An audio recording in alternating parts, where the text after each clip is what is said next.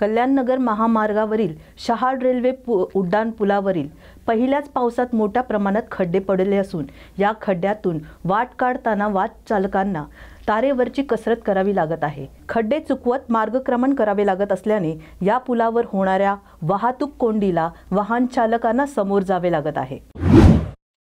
पावसामुळे जिल्ह्यात संरक्षक भिंत कोसळण्याचे सत्र सुरूच असून परशुराम घाटात पुन्हा एक संरक्षक भिंत कोसळली। घाटाखाली असणाऱ्या पेड गावाला धोका असून ठोस उपाययोजना न केल्याचा परशुराम घाटाला फटका। माळेगाव सहकारी साखर कारखान्याच्या निवडणुकांवरून लक्ष्मण हाके यांनी राज्याचे उपमुख्यमंत्री अजित पवार यांच्यावर टीका करण्याचा प्रयत्न केला। यावर राष्ट्रवादी काँग्रेस पार्टीचे युवक प्रदेशाध्यक्ष सुरेश चव्हाण यांनी प्रतिक्रिया व्यक्त केली। येणाऱ्या मुंबई महापालिका निवडणुकांसंदर्भात उद्धव ठाकरे यांनी माजी नगरसेवकांना मार्गदर्शन केले असून ऑक्टोबर-नोव्हेंबरमध्ये मुंबई महापालिका निवडणूक लागण्याची शक्यता आहे। येणाऱ्या काळात शिवसेनेचा भगवा मुंबई महापालिकेवर फडकायचा आहे। त्या संदर्भात उद्धव ठाकरे यांनी आम्हाला मार्गदर्शन केले आहे। या मार्गदर्शनानुसार आम्ही तयारीला लागलो आहोत। शिवसेना ठाकरे गट आणि मनसे युती संदर्भात पक्ष प्रमुख उद्धव ठाकरे निर्णय घेतील असे सुरेश पाटील म्हणाले।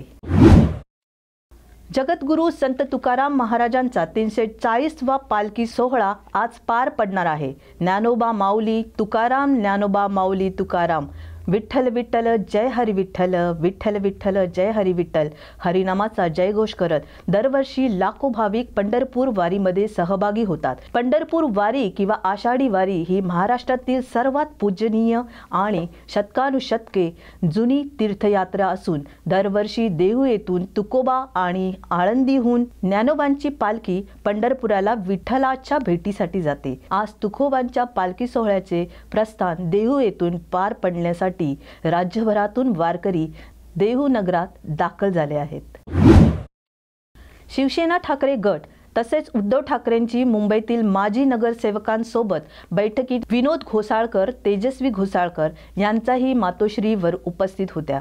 तसेच या बैठकीत प्रगती पुस्तकांचा आढावा घेण्यात आला। आपण मजबूतीने उभे राहिलं पाहिजे या हेतूने ही बैठक घेण्यात आली।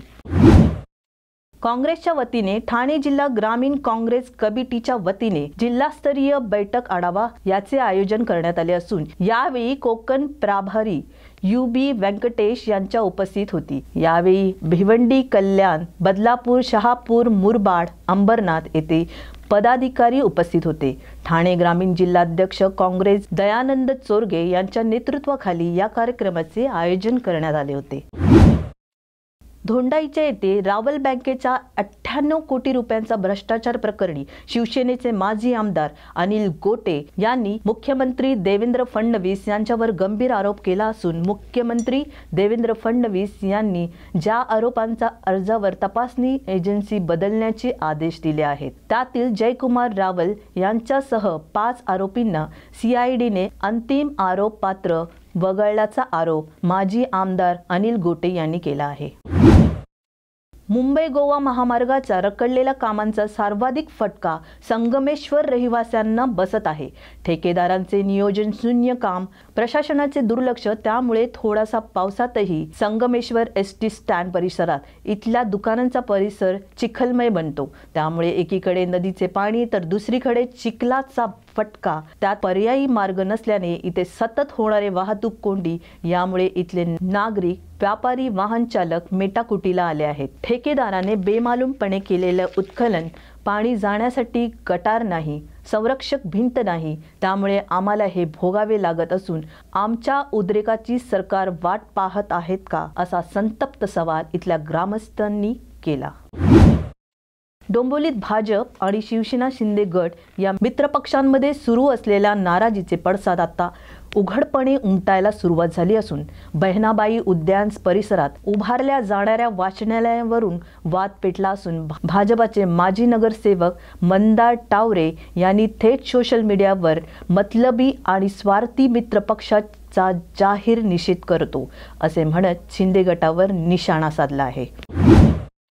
सरकारी आणि खासगी स्थापनेतील शिक्षकांच्या विविध प्रलंबित मागण्यांसाठी बच्चू कडू यांचा प्रहार शिक्षक संघटनेचा सोमवारपासून विभागीय आयुक्त कार्यालयावर राज्य सरकारची प्रतिकात्मक प्रेत यात्रा काढून सरकारचा निषेध करण्यात आला। यावेळी राज्य सरकारचे प्रतिकात्मक तिरडी करून हातात मडके घेत राज्य सरकार मुर्दाबाद घोषणा देण्यात आल्या।